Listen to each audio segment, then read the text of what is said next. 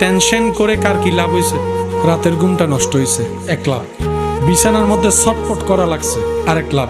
ভালো কথা শুনলো, মেজাজ গরম হয়েছে, আরেক লাভ।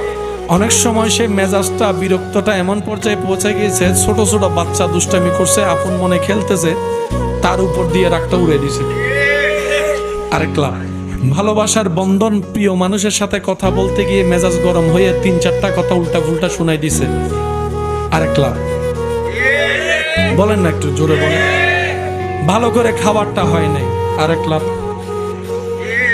কাজে যেতে ইচ্ছে করছে না, মন ভালো নাই, আরেক লাভ।